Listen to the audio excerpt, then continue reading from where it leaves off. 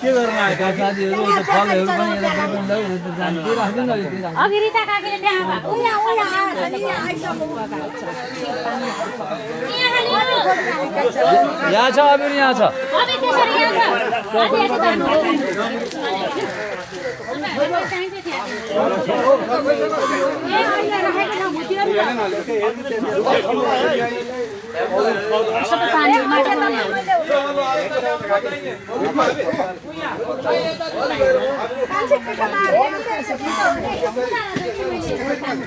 के को पिठो भन्नु त